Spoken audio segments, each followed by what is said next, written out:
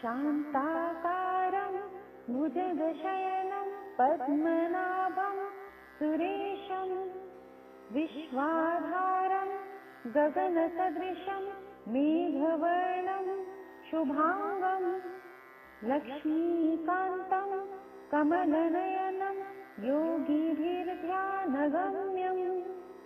वन्दे विष्णुं भवभयहरं सर्वलोकैकनाथम्।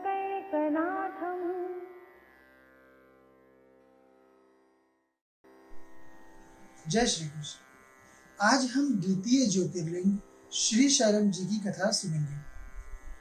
आदि शंकराचार्य जी कहते हैं, श्रीशैल श्रृंगे विविध प्रसंगे शेषाद्रि श्रृंगे अपि सदा वसंतम तमर्जुनम मल्लिक पूर्वमेनम नमामि संसार समुद्र सेतुम।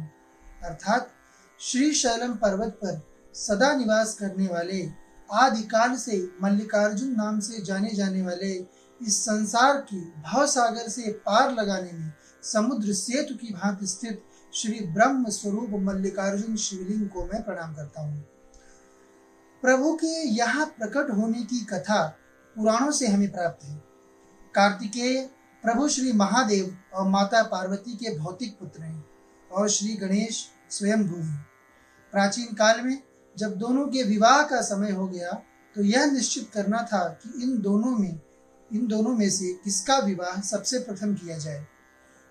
हिंदू मान्यताओं के अनुसार भगवान के ही द्वारा बनाए गए नियमों के अनुसार बड़े बेटे का विवाह पहले किया जाना चाहिए। जन्म श्री गणेश का कार्तिकेय जी के जन्म से बाद में हुआ था, लेकिन स्वयंभू होने के कारण उनका जन्म केवल उनका प्रकट स्वरूप माना जाएगा। देवताओं के सेनापति होने के कारण श्री कार्तिकेय सर्वथा पूजनीय है। उनके स्वाभिमान को भी ठेस नहीं पहुंचनी चाहिए। इसलिए इस संसार के पिता श्री महादेव जी ने और सर्व माता पार्वती ने एक उपाय सोचा।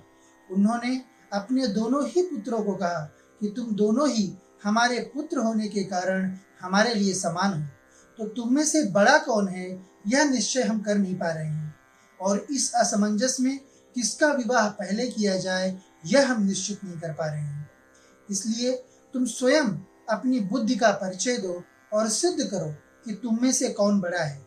श्री महादेव ने उन्हें आदेश दिया कि आप दोनों में से जो सर्वप्रथम इस ब्रह्मांड के चक्कर लगाकर कैलाश पर पुनः उपस्थित हो जाएगा उसे बड़ा मान लिया जाएगा और उसी का विवाह कर दिया जाएगा।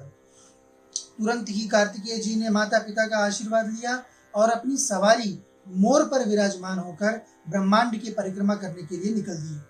श्री गणेश जी सोच में पड़ गए कि श्री कार्तिकेय एक तो देवताओं के सेनापति ठहरे, दूसरे उनका वाहन मोर, मैं एक तो स्थित देव हूँ और मेरा वाहन मूषक अर्थात चूहा है।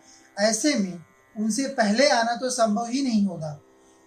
श्री गणेश जी प्रत्येक द्वापर में वेद व्यास जी को संपूर्ण वेदों और पुराणों का ज्ञान देते हैं। इसलिए शास्त्रों में त्रिदेवों के अतिरिक्त सबसे अधिक पारंगत वे स्वयं ही हैं।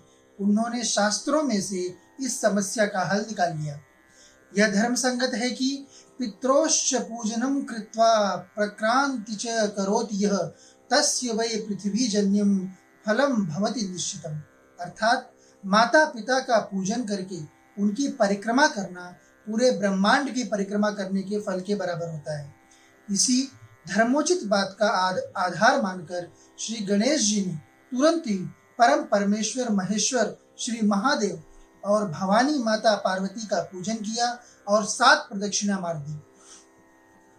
अंत में माता पिता के सामने नतमस्तक होकर श्री गणेश बोले, हे संसार के जनक व जानकी, शास्त्रों के अनुसार मैंने पूरे ब्रह्मांड की परिक्रमा पूरी की और इस तरह मैं इस प्रतियोगिता में श्री कार्तिकेय जी से विजयी हुआ। अब आप निश्चित ही मेरा विवाह करें। पूरे ब्रह्मांड की भौतिक परिक्रमा करने में श्री कार्तिकेय जी को समय लगने वाला था, इसलिए महादेव व पार्वती माँ ने सिद्धि और रिद्धि दोनों बहनों से श्री गणेश जी का विवाह कर दिया। जब तक कार्तिकेय जी ब्रह्मांड की परिक्रमा करके वापस लौटे तब तक श्री गणेश जी के 2 पुत्र शुभ और लाभ का भी जन्म हो चुका था। जब उन्हें समझ आया तो वे रुष्ट हो गए और वह क्रौंच पर्वत पर तपस्या करने चले गए। वहां उन्हें मनाने के लिए महादेव और भवानी माता पार्वती स्वयं पधारे और उन्हें धर्म की सच्चाई बताई कि किस तरह श्री गणेश उनके बड़े भाई ही हुए, परंतु यदि यह बात वह सीधे कार्तिकेय जी को बता देते तो उन्हें उसका विश्वास नहीं होता। स्वयंभू होने के कारण श्री गणेश अपने भौतिक रूप को प्रकट करने से पूर्व ही इस संसार में विद्यमान थे, इसलिए वे श्री कार्तिकेय जी के बड़े भाई हुए। श्री कार्तिकेय जी को अपनी गलती समझ आ गई और उन्होंने महादेव व माता पार्वती से क्रौंच पर्वत पर ही निवास करने के लिए कहा। जिस तरह उनके मन से भेद नामक शत्रु का विनाश प्रभु ने अपनी माया से किया था, उसी तरह सभी मनुष्यों के मन के भेद को हर कर उसके पापों का हरण आदि अनादि काल तक प्रभु करते रहें, यह इच्छा उन्होंने महादेव से की और महादेव जी ने उन्हें वरदान स्वरूप श्री मल्लिकार्जुन शिवलिंग के रूप में माता के साथ वहां विराजमान हुए। श्री शैलम मंदिर में स्थित ज्योतिर्लिंग के दर्शन कैलाश में प्रभु के दर्शन के समान फल देने वाला है। इसी मंदिर में स्वयं विष्णु भगवान ने हमें उनके भौतिक चतुर्भुज रूप के दर्शन दिए थे और अपने अन्य चमत्कारों को दिखाया था। जब ईश्वर की आज्ञा से हम 12 ज्योतिर्लिंगों की यात्रा पर गए थे, उस समय दुनिया के समय से लगभग 4 घंटे का समय ईश्वर द्वारा निकाल दिया गया था और उनके सानिध्य में रहकर हम अपनी उपासना कर सकें, इसके लिए उन्होंने उन 4 घंटों को बाद में उसी दिन समय के कालचक्र में जोड़ दिया था।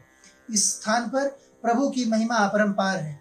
आप सभी भी जीवन में एक बार प्रभु के इस रूप का दर्शन अवश्य करने जाएं। इसी के साथ यह अध्याय यही समाप्त करते हैं। अगले ज्योतिर्लिंग उज्जैन के महाकाल जी की कहानी लेकर आपके समक्ष में पुनः उपस्थित होऊंगा। तब तक के लिए राधे राधे।